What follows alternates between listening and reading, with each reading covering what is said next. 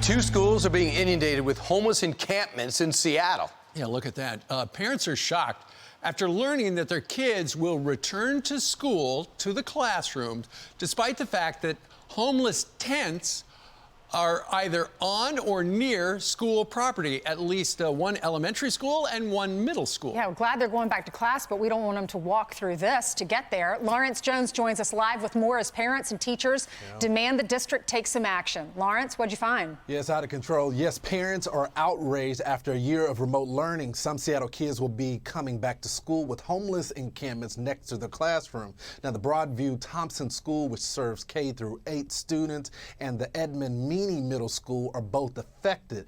Now, the Seattle School District saying it's trying to resolve the issue, but cannot guarantee homeless won't be there when students show up on Monday.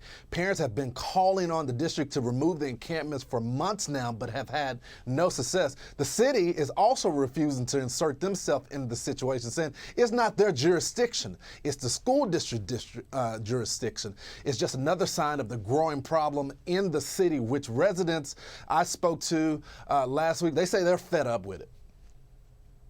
I would like to see more leadership on the part of the city.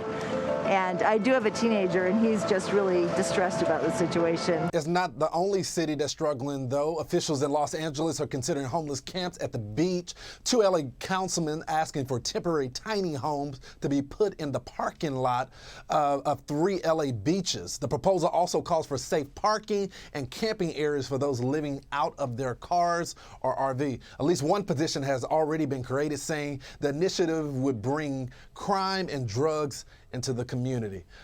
Liberal cities out of control, guys. Hey, Lawrence, I remember you doing this story. You couldn't even have a soccer practice, right? Yeah. They take it over the field. Took over the field. There's drugs everywhere, needles everywhere, methamphetamine, heroin, Whose idea cocaine. was it? Whose idea was it to put them there? Well, they decided that they were just going to come there by themselves, but you would think government, which has a responsibility to keep folks safe, would get them out of the area and put them in a safe area where they're not around kids. This is insane. There's already been 3 incidents, Ainsley, with kids out at these soccer fields, and parents have just had enough. Well, I mean, have they done background checks? What if these are sexual predators? They're on the campus. What if they're on drugs and these kids have to walk next to them? A woman just OD'd at one of the schools, and the parents in the neighborhood said to the school, hey, these are dangerous. The schools came back and said, we don't think it's a dangerous situation.